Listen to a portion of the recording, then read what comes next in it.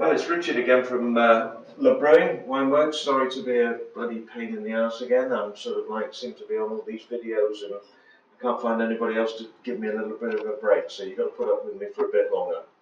Okay, so what we're going to look at today is we're looking at the T500, the new super still from Still Spirits. The absolute cream de la creme. It's absolutely superb, unbelievable machine. We've actually done other versions of this where we've actually looked at the loading of the machine and actually the bits and pieces that go with it. Today we're actually going to run it so that you can see it in operation. So first thing we've done is we've made a wash. On the wash we've actually used the classic yeast. Don't forget, when we're making washes with the two yeasts, we've got the classic and we've got the triple distilled. The classic we like to use when we're making brown spirit. That's obviously whiskey, brandy or dark rum. The triple distilled we like to use when we're making white spirit. So we use that for vodka, we use it for white rum and we use it for gin. So the wash that we've done today is the classic wash. We've actually used 8 bags of sugar this time so that we're going to get slightly more alcohol out of it than we would if we'd used the triple distilled with the 6 bags of sugar. So I'm going to siphon that off now. Just show you a couple of siphons that we can use with it, and then we're going to siphon it straight into the T500 body. So we have the T500 body here. As you can see in the centre of it, we've got a lovely solid base. The element is underneath the base. We have a nice heat resistant on and off tap. On the very bottom we've got a reset button, which will actually reset if we should need it, i.e. if it boils dry, we can actually reset it using the reset button. We've got the clamping rings around the outside, the clamp to the lid, and we've obviously got the power socket. But what we're going to do now is we're going to siphon the wash straight into here, and we can take it from here. So, I've got 2 siphons that we're going to use today. We've got the standard siphon that we use with the red bucket clip, which is an extendable siphon. It's got the anti-sediment device on the bottom to stop the sediment coming up, and this one's got a rather nice on-off tap. So, if we just put this in here, whip the lid off, in she goes, bucket clip in place. The thing I like about this one is the bucket clip is really, really good. And it does make life so much easier because you've now got 2 free hands to get going. And all we do on this one is get the suck go. And as you can see, coming out nicely here, straight into the bucket. So we'll keep an eye on that. Now, the other one that we've got is the auto siphon, which a lot of people seem to prefer. But again, we're now doing it with the bucket clip, so you can buy that as an extra. But the auto siphon, again, anti-sediment device on the bottom. We're going to slot it in to the bucket. Put the tube in the container. And all we're going to do is pump up and down very slowly. And again, you can see the liquid running through.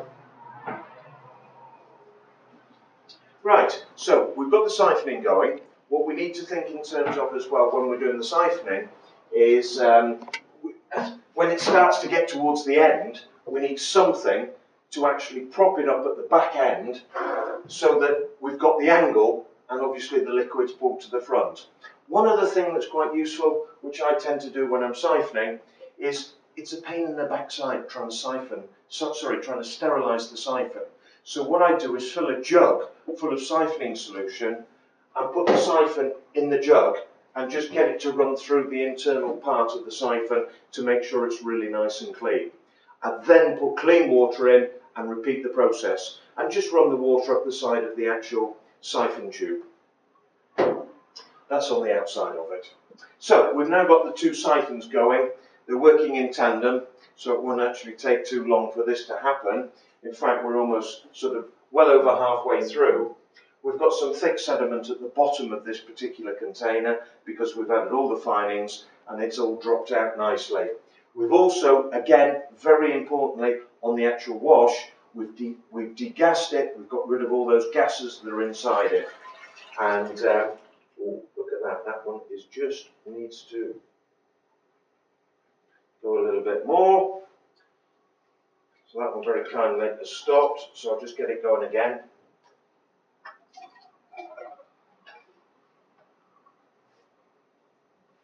And we're now just going to put a wedge underneath the bottom.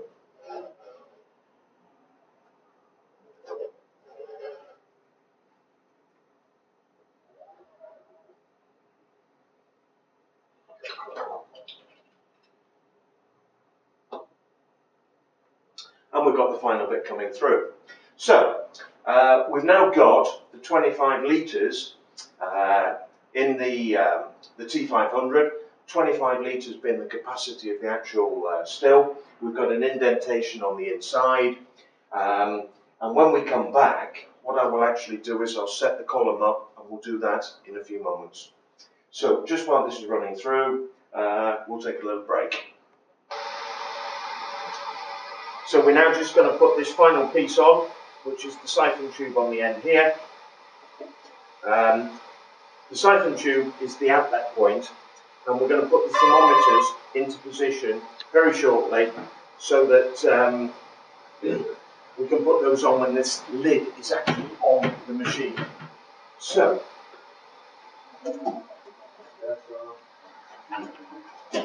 we've now got the lid in place. We're just going to put the clips to hold it securely. You can probably hear a little background noise. The background noise that you can hear is the actual boiler heating up. So, we've now all got this in position, and we're just going to put the thermometers in place. Being not particularly of a tall nature, I'm afraid I have to use a little stool here to help me. So, the top one, the top thermometer, is the one with the metal part on the bottom of it. That's because we've got a much higher temperature on the top. So that slots in, and you should feel that going down quite nicely into the actual column. The other one, which is the outlet temperature, now this is the real important part, the outlet temperature on the T500, but I'm going to go into some detail on that in a moment. But both of those will clip nicely into the little black holder, and the little black holder will then just clip onto the column of the still. We're now looking at the temperatures. Temperatures are set in C and F, so obviously you need to set those to C so that we're actually all talking from the same hymn sheet. The still's heating up now quite nicely, and I want to just spend a few minutes talking about the actual connection to the water flow. With the T500, unlike any other machine, we've actually found, or the clever people at Still Spirits have actually found, that if we can actually control the outlet temperature of the water so that the outlet temperature is between 50 and 65, our boil temperature will automatically be between 78 and 82, which is obviously perfect for distilling alcohol. This is quite strange because this has never really been appreciated before. And in the past, all we've been very interested in is the actual boil temperature. If the boil temperature was between 78 and 82, we'd obviously extract alcohol. Water boils at 100, alcohol boils at 78 to 82, so obviously the vapours come off at between 70 and 82, they come up through the column, the water then cools it and transfers it back into liquid, and it's liquid which comes dropping out. But by controlling the outlet water and keeping it between 50 and 65, we'll actually find that the boil temperature is always between 78 and 82 and will produce great quality alcohol. So to be able to do this, we need to control more closely the amount of water that is actually going into the still. So to do that, the clever people at Still Spirits, oh they are so clever, the clever people at Still Spirits have come up with a little needle valve. And the needle valve has a really fine controlling point on the top of it to be able to restrict the amount of water that's coming through. However, we have a slight problem because we've got to connect this somehow to some form of tap. Now, in the majority of cases, I don't know if, can you get this, Dave? Okay, so, you got that, Dave? Right, on the majority of new taps, this will not apply to old taps, on the majority of new taps, you have what's called an aerator. And the aerator is, you can probably just see there, it's like a mesh filter that aerates the water as it actually comes through the tap. And as a result of that, you get an external thread. And the external thread then allows you to use the needle valve. And the needle valve will screw straight on to your external thread. So, if you can use that. Failing that, if you haven't got an aerator on your tap, then we have an adapter that will go onto this, which will be a 20 mil adapter. Now, the 20 mil adapter will work on two forms.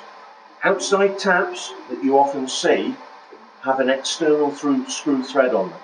So that one will take the 20 mil adapter. The other one that will take the 20 mil adapter is a washing machine fitting.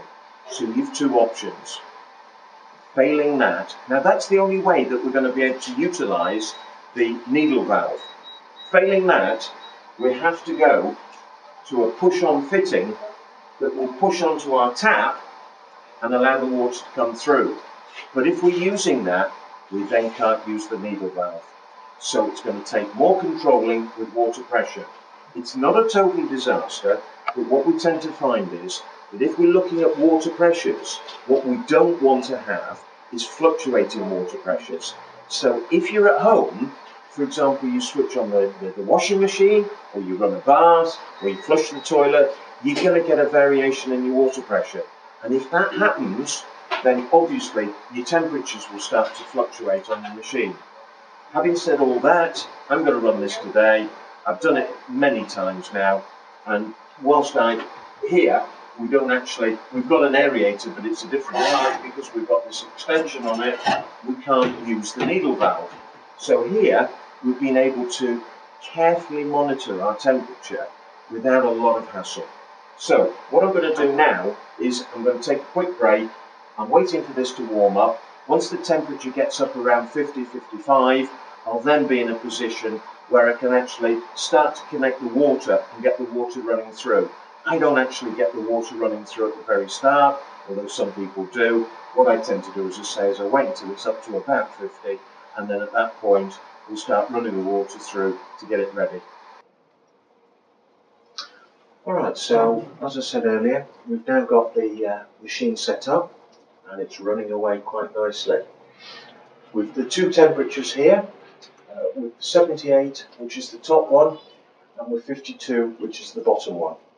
Now, if we set at 50, for the sake of argument, we're going to have, well, it's taken about an hour and 10 minutes-ish to actually get up to temperature. So, if we set it around the 50 here, we're going to be probably 4 hours extracting, but the alcohol quality will be absolutely superb. The nearer the temperature is to 50, the better the alcohol quality will be, but the longer it will take. Now, if this temperature, which is the outlet temperatures I talked about before, if this bottom temperature is nearer 65, then at 65, we're probably only going to take about 2 hours to extract the alcohol, but it won't be such good quality as what we're doing when it's at 50. So bear that in mind. Sometimes it's a balancing act. You know, you've got to offset one against the other. If you haven't got all day, then obviously you're going to have to run it at a slightly higher temperature. So, as the alcohol is now being collected, it's coming through here, and we're collecting it in this little container. You can probably just see it's dripping very, very slowly. But what's coming into this container, the first 50 ml to 100 ml we've discarded. That's called the heads, and that's got the bits and pieces on it. So as you can see, just dripping slowly into the container. Nice little flow. We don't want it too quick. And the important thing, as you can see with this, it's only just in the top of the container. We mustn't have that tube submerged in any alcohol. If we do, we'll get a backfeed and it will stop and it will start to boil over temperature wise. So if your temperature changes, check that to make sure it's not submerged in alcohol. That's why I give mine plenty of height. At the other end, we've got the water flow coming back out, and as you can see, it's a very, very fine dribble. We're possibly looking at, on a 3 hour to 4 hour collection basis, we're probably looking at a bath full of water.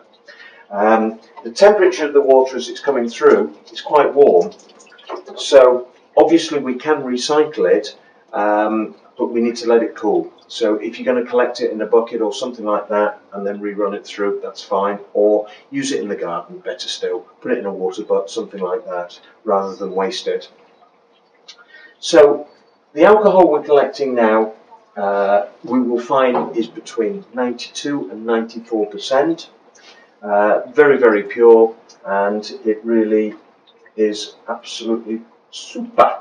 It's a great machine, and I really think the people from Still Spirits have taken distillation to an absolute another level. This is the most commercial machine I have ever seen, and I've been connected with the homebrew trade for about 25 years. I've never seen anything like this. This is really the top notch in terms of quality and performance. As you can see, once we've set the temperature, we're now 52.9, and it's been running at that temperature while we've been doing the filming. It's just dropped to 52.8, but it will fluctuate 52.9. It's fluctuating just 1 point on the thermometer. As I mentioned to you before, the top temperature between 78 and 82. The top temperature is showing 78.8. Obviously, we're at the very bottom end of the distillation process. I mentioned to you it's between 78 and 82 that we're actually extracting the alcohol, and that's why at 52, 78.8, that's why we're getting such good quality. If this was higher, say 65, then the top temperature is going to be nearer 82, which means we're getting more off, it's coming off quicker, but obviously the quality is not quite as good. So, you've seen the T500 now in operation. We've done the videos of you actually preparing the column and putting all the bits and pieces in. You've seen how we've assembled it, and you've seen what's actually happening in terms of alcohol distillation. Now, maintenance. Obviously, when this is finished extracting, this will be taking, as I said earlier, about 3 to 4 hours. Once we've collected the alcohol, we'll know it's finished, because here we'll actually get no alcohol coming through, because the machine has taken out every bit of alcohol in the liquid. So once that's happened and we're finished, we've then got the tap here where we can release all the excess liquid that's in the still. We can take the top off and we can obviously empty it. I just clean mine with hot water and give it a good wash. A little bit of fairy liquid doesn't do any harm, but then obviously make sure it's well rinsed. The actual column itself, what I do with the column is I'll run hot water through the column. Turn it upside down, and from the bottom end, just run it through. It will flood out at the top, but it's cleaning the ceramic saddles and the copper in the actual column. Probably every 10 to 15 goes, you're going to find that you'll need to take the ceramic saddles and the copper out of the column and give them a really good clean. Now, to clean those properly, all you need to do is soak them in some Coca-Cola.